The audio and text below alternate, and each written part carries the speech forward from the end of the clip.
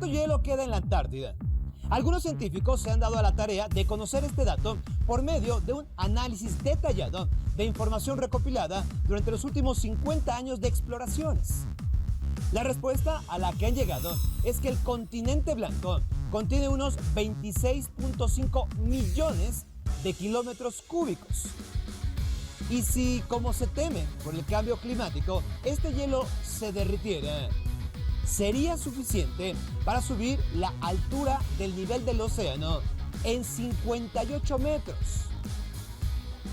Difícil de creer. Comenzamos.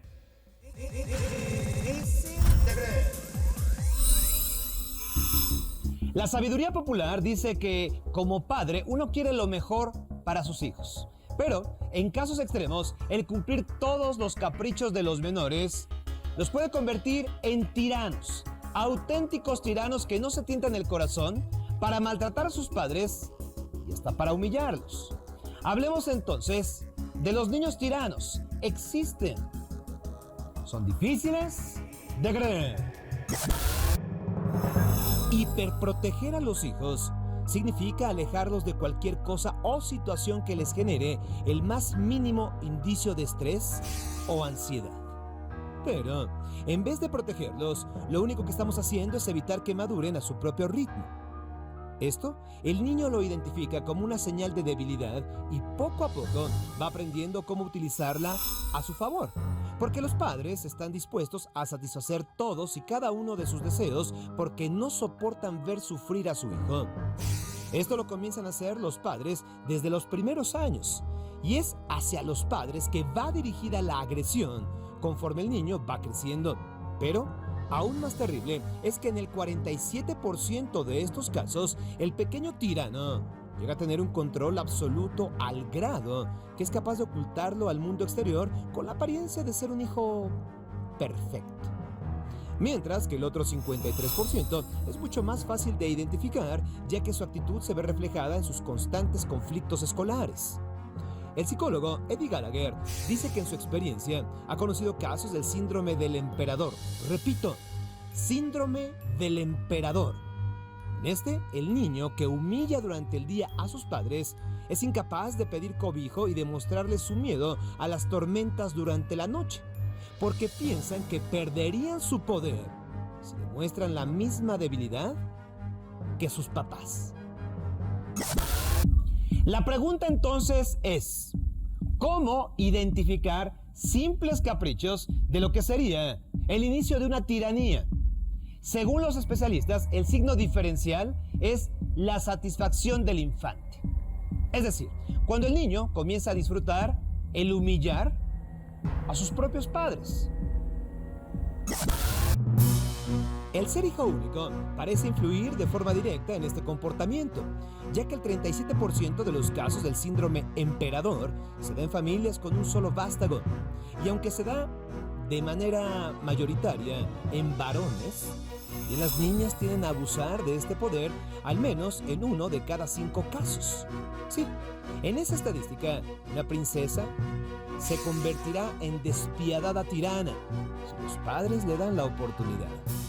Y aunque los especialistas están de acuerdo que el ambiente familiar es la principal causa de este síndrome, algunos científicos afirman que ciertas personas tienen una mayor dificultad para percibir las emociones morales y este problema podría estar directamente en su cerebro, ya que podrían tener una carencia de un cierto tipo de neuronas llamadas espejo, que se encargan de hacernos más empáticos ante las muestras físicas de emoción de otras personas.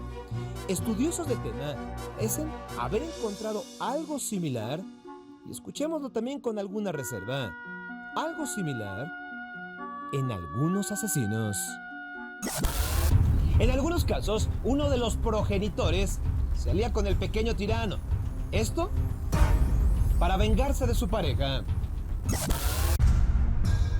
Los niños tiranos regularmente saben molestar a los demás, pero no soportan que los molesten a ellos. Tienen una baja tolerancia a la frustración y difícilmente aceptan equivocarse o fallar. Tampoco les interesan mucho los derechos de los demás, pero los de ellos los defienden a capa y espada. Cuando el problema ha llegado hasta la adolescencia, los jóvenes amenazan a sus padres con largarse de la casa o lastimarse. Lo primero que se debe hacer en este caso para terminar con la tiranía del menor es establecer reglas claras que regulen la convivencia familiar. Enseñar que es mejor respetarse que lastimarse para transmitirle valores y darle responsabilidades. Aplicar la máxima que dice: solo se educa cuando se exige y solo se exige cuando se ama. Dedicar tiempo a los hijos es la mejor inversión que cualquier padre pueda hacer. Pero tiempo educativo, donde ambos aprendan y compartan. El que en muchas familias no se pueda dar esta convivencia trae problemas y es difícil de creer. Como sabemos, la Tierra ha cambiado constantemente. Por ello, nosotros los seres humanos inventamos la geología, que mediante la tectónica de placas nos ha demostrado cómo es que se dieron estos cambios en la superficie terrestre. Sin embargo, esta ciencia contradice muchas antiguas tradiciones que nos hablan de continentes que literalmente desaparecieron de la noche a la mañana, en medio de apocalípticos cataclismos. Conozcamos entonces los continentes perdidos, difíciles de creer.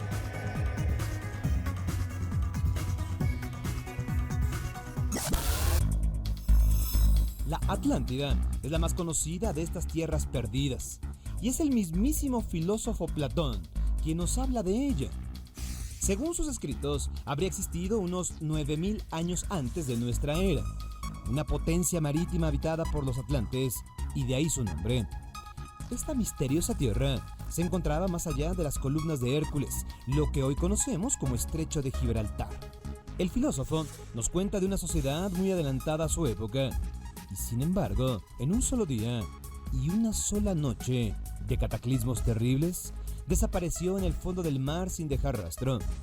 La ciencia moderna ha descartado la posible existencia de este supercontinente, aunque a lo largo de la historia fueron muchos los que afirmaron o dieron validez a los escritos antiguos.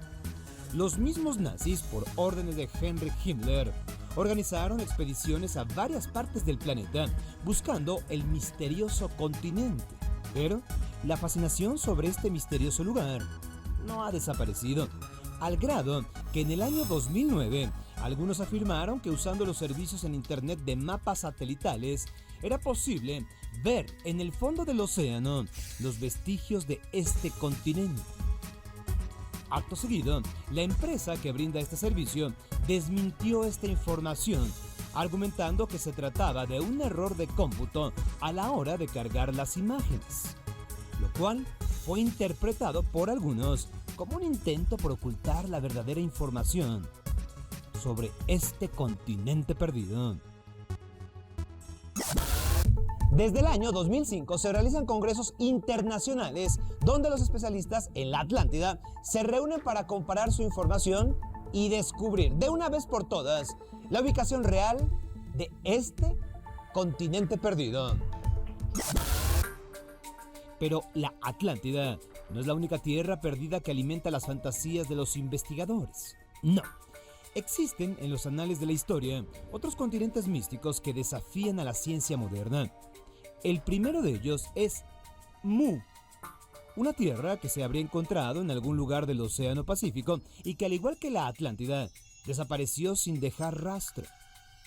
Aunque los que han investigado la posible existencia de este místico lugar afirman que, si bien es cierto, no existe ningún indicio físico que pueda demostrar su existencia, la antigua sociedad que se desarrolló en el continente de Mu habría sido la cuna de varias culturas que alcanzarían su máximo desarrollo cientos de años después.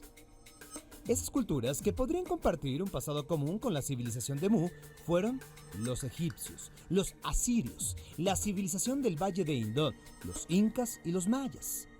También, en las islas que se encuentran diseminadas por todo el Pacífico, se dice que pudieron ser pobladas por los que lograron escapar del cataclismo que destruyó a Mu.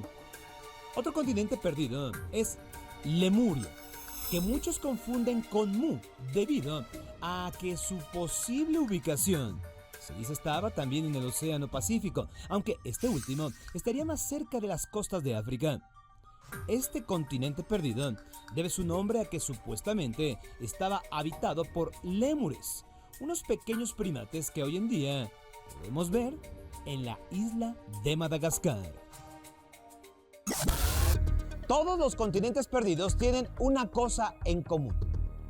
Desaparecieron de manera estrepitosa, como lo dije, en cataclismos de volcanes, terremotos e inundaciones, por lo que para la ciencia son muy difíciles de creer, ya que los últimos eventos naturales que tuvieron ese poder ocurrieron millones de años antes de que la especie humana apareciera sobre la Tierra. Una explicación que dan los creyentes de sus continentes perdidos es que fueron habitados por civilizaciones previas a las humanas, tal vez de origen extraterrestre, y que en un momento preciso abandonaron este planeta para dar paso a la humanidad con el fin de permitir un desarrollo propio del hombre, por lo que fueron ellos mismos quienes borraron cualquier vestigio de su existencia hasta que fuéramos capaces de descubrir los pocos indicios que dejaron gracias a nuestro desarrollo científico, tecnológico y espiritual. Por otro lado, hay que decir que además de los continentes de los cuales ya hemos hablado, se piensa que existieron otras dos tierras míticas al norte de nuestro planeta. La primera es Thule o Chile, de la cual hacen referencia a los romanos en varios escritos. El segundo es Hiperbórea, ubicada en el Ártico y de la que se dice sus habitantes eran capaces de sembrar y cosechar sus alimentos en un solo día. En febrero de este año, científicos de Alemania descubrieron un microcontinente. Repito, microcontinente cerca de la isla de Madagascar. Este se ubica a cientos de metros bajo el mar, cubierto por roca volcánica, por lo que muchos ya especulan que podría ser uno de los primeros vestigios reales de Lemuria. Difícil de creer. La región de Siberia, en Rusia, es una de las zonas más inhóspitas de la Tierra y lo ubicamos en esta parte. Un lugar con inviernos largos y crudos, temperaturas que llegan a los 70 grados bajo cero. Por si fuera poco, es un territorio extenso, enorme, en el que sus pocos habitantes se dedican a la extracción de recursos naturales en los pocos meses en los que la nieve no lo cubre todo.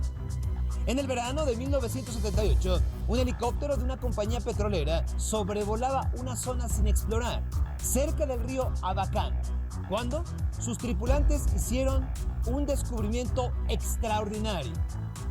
En esa zona, que se encontraba a más de 200 kilómetros de la población más cercana y que no había sido explorada por el gobierno, había evidencias de vida.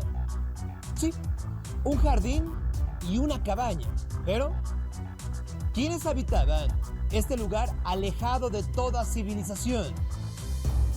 Escuchen la historia de la familia Likov.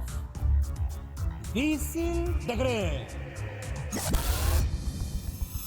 Los tripulantes del helicóptero descendieron con cuidado, temerosos, sin saber quiénes eran los que habitaban esa zona enclavada en el olvido. Se acercaron a una cabaña muy rústica, que únicamente tenía una ventana de apenas unos centímetros de ancho. Y de la edificación salió un anciano, descalzo, con ropa vieja, fabricada con un saco de papas. Después de dudar un momento, el anciano invitó a los pilotos a su cabaña. El interior parecía sacado de otra época. Por supuesto, no había electricidad, tampoco drenaje. Todo estaba terriblemente sucio. Lo más sorprendente es que en ese sitio vivía una familia completa. 5 personas que reaccionaron aterradas ante la visita de los extraños. Una mujer exclamó enloquecida que todo lo que sucedía era culpa de los pecados. Los pilotos salieron rápidamente de la cabaña para evitar algún problema, pero se quedaron cerca. Después de una media hora, El anciano y dos mujeres se acercaron a los visitantes. De acuerdo con los pilotos, las mujeres hablaban un dialecto extraño y nunca, jamás habían probado pan, cosa que el anciano sí había hecho muchos años antes. Después de unos días de convivencia, empezó a emerger la historia completa. El anciano se presentó como Karp Lykov, miembro, quizá el último, de una secta cristiana llamada los Antiguos Creyentes. Los Antiguos Creyentes eran una secta cristiana que surgió en Rusia en el siglo XVII y que fueron perseguidos por el zar Pedro el Grande, quien, buscando modernizar a su país, prohibió ritos antiguos. Los Antiguos Creyentes entonces se fueron retirando poco a poco a lugares alejados totalmente de la civilización como Siberia. En los años 30 del siglo pasado, los Antiguos Creyentes casi habían desaparecido y los pocos que quedaban eran perseguidos por el gobierno soviético. En esa época, Karp Lykov fue testigo del asesinato de su hermano efectuado por el gobierno y entonces decidió escapar con su familia, su esposa, su hijo y su hija, apenas unos niños. Ellos lo hicieron hacia el bosque, a las mismas entrañas de Siberia. Lo único que llevaron fueron las posesiones que podían cargar y unas cuantas semillas. En 1936, los Lykov se establecieron en el sitio que serían encontrados, a más de 200 kilómetros de los pueblos más cercanos. En ese aislamiento nacieron dos hijos más de la pareja, hijos que por más de 40 años no vieron nunca a otro ser humano que no fuera de su familia. Y sí, por más de 40 años, los Lykov vivieron alejados del mundo entero, trabajando, sobreviviendo. De acuerdo con las crónicas, su única diversión era contarse unos a otros lo que habían soñado. Los hijos de los Lykov aprendieron a leer usando la Biblia, el único libro en casa, y para escribir usaban ramas con la punta mojada con miel. Usaban la misma ropa hasta que se rompía, momento en que empezaban a fabricar con plantas del bosque otra prenda. Los objetos de metal que tenían, un par de ollas y un telar, se oxidaron con el tiempo, haciendo que en sus últimos años en solitario tuvieran que fabricar sustitutos. Al final de sus días, incluso, ya no consumían comida cocinada, tan solo papas crudas y semillas. Como no tenían armas, consumir carne era prácticamente imposible y siempre estaban al borde de la hambruna. Incluso, el hambre mató a la esposa de Karp en 1961. Aún así, habían desarrollado habilidades de supervivencia casi sobrehumanas. Podían caminar descalzos en la nieve, dormir al aire libre, aunque la temperatura descendiera por debajo del punto de congelación. Con la llegada de los extraños, los de afuera, la familia Lykov fue poco a poco reintegrándose con el mundo. Volvieron, por ejemplo, a probar la sal, a usar herramientas e incluso conocieron la televisión, que les fue llevada a su caballa y considerada un milagro por el anciano.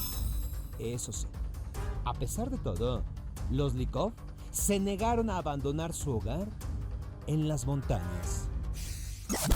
Lo más triste de todo es que menos de 3 años después de ser descubiertos, los miembros de la familia Lykov empezaron a fallecer. 2 de los hijos murieron víctimas de enfermedades de los riñones, producto de su mala dieta. Otro falleció por culpa de una enfermedad traída por los visitantes. Karo Lykov, el patriarca de la familia, murió en 1986 y fue enterrado cerca de su cabaña.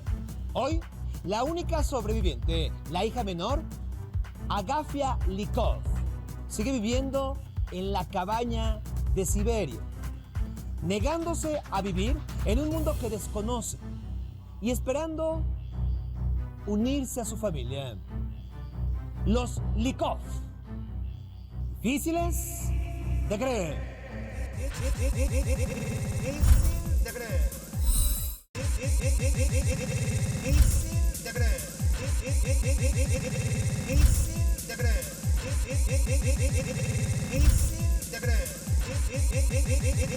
El